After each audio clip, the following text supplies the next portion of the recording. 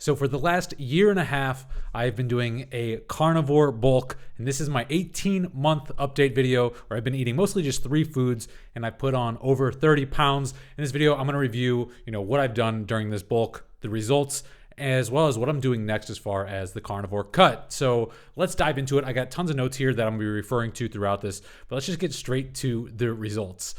So to start, the initial goal of this bulk was to put on 30 plus pounds, and I was gonna do this by eating mostly just 3 foods: beef, eggs, and raw milk. Raw milk was the new food in this bulk.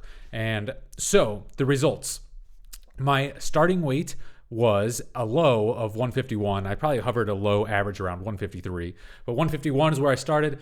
My ending weight, 185. I've tipped the scales at like 186 the last day or two, but I'm right around that 185, 186. So I put on 32, 33, up to 35 pounds during this bulk, which is basically right on track with what I was hoping to do.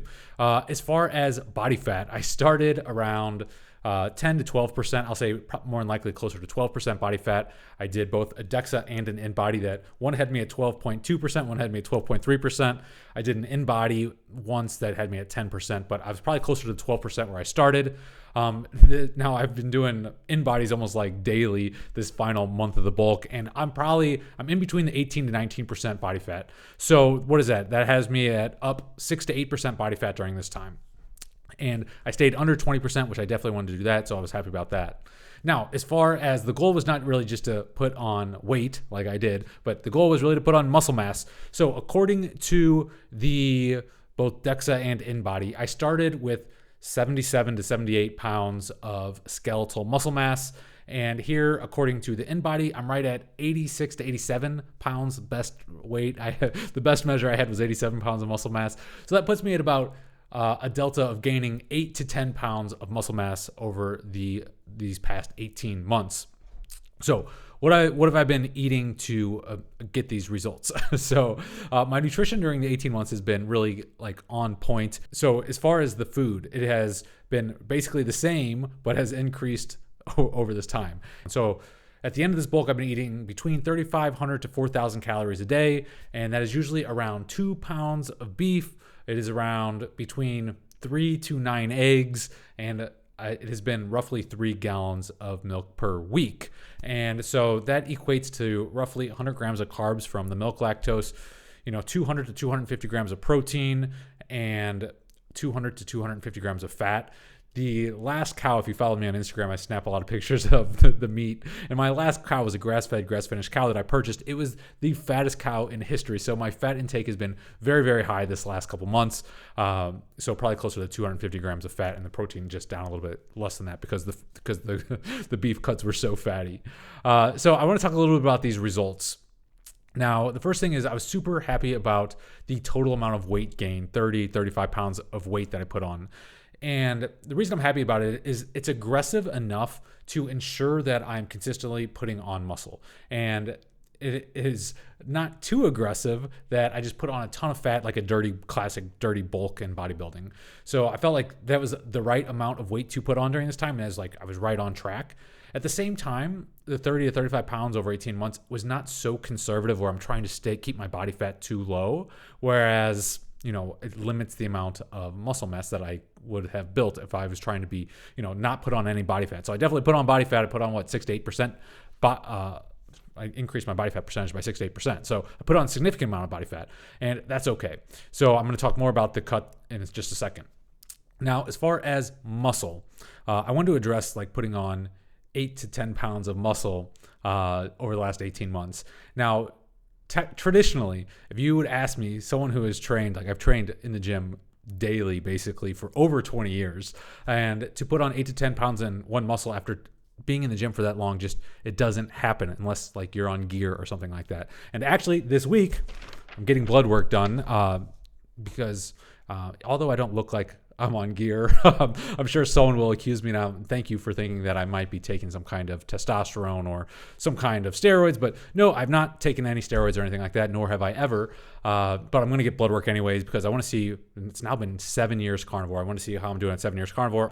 So how did this happen? Very long story short is the pandemic, 2020, my gym shut down. I did 2 years of home workouts where body composition just fell far on the priority list. I kind of was just going through the motions. I was still doing like my daily workouts, but I really was not doing it like I should. I was just eating meat, and I was actually staying pretty lean. I was in that 10 to 12% body fat range, and I lost a decent amount of muscle during that time.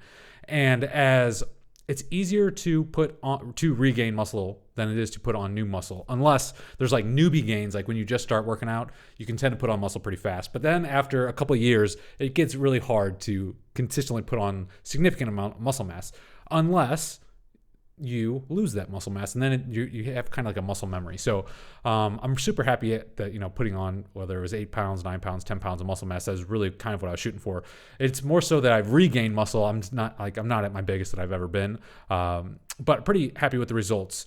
Now, as far as pictures, I'm going to be taking update pictures this week. I have starting pictures, and I will, of course, take the after photos. I'm going to just save that all for the final video, so just make sure you're subscribed. I'll send that out after this. So we'll have the start, we'll have the bulk, starting at 12% body fat, the bulk where I'm currently at 19% body fat, and then the cut down to, which is what I want to talk about next. My goal is to get to single digit body fat, 8 to 9%. So during this, I started at, we'll call it 12% body fat, went up to 19% body fat. During that time, I put on 8 to 10 pounds of muscle, and now I'm going to cut my body fat to, let's say, 8 to 9%.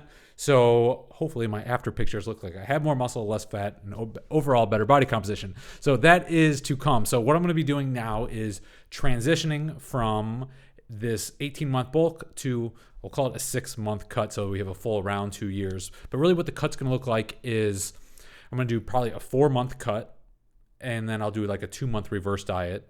And I'll talk about the details of that. Let's just get into it. So first of all, just to reiterate, during this cut, my goals go down to 8 to 9% body fat. Basically, I'm going to be cutting my body fat in half. I'm at 18 to 19% right now. I'm going to cut the body fat percentage in half, which is probably going to mean I need to lose about 25 pounds is my guess. So I'll probably be around 160 pounds to get to 8 to 9% body fat. That's what I'm projecting right now.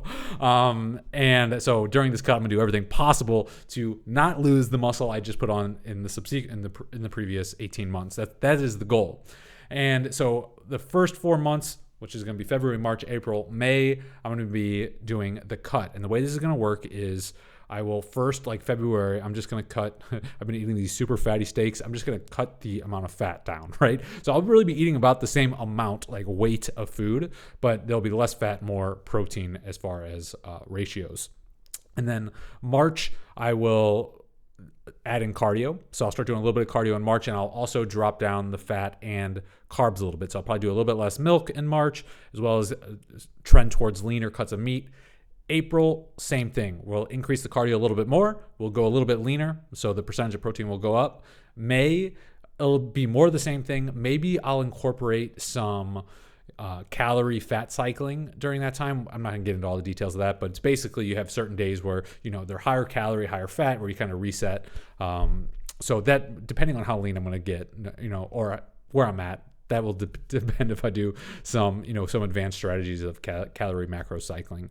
And then the reverse diet, which would be June and July, the final 2 months, is when I'm going to decrease the cardio progressively. So I'll do less in June and then even less in July. And I'll add more food in June and then more food in July. So by the end of July, going into August, I'll be more or less at my maintenance kind of food consumption. I'll probably imagine I'll be around 10, 11% body fat at that time.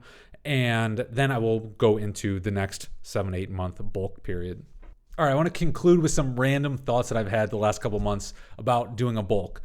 One is that there are some serious benefits to doing a bulk. And of course, I'm doing this to build muscle, to build up my metabolism, but there's also other benefits like building up strength and having great sleep and just tons of energy throughout the day. And also from a vanity perspective, enhanced looks. And I know this is very subjective, but when I look at myself, when I'm bulking versus what I'm cutting, I almost prefer how I look when I'm bulking in most situations besides when I'm not wearing a shirt. And what I mean by that is my face, for example.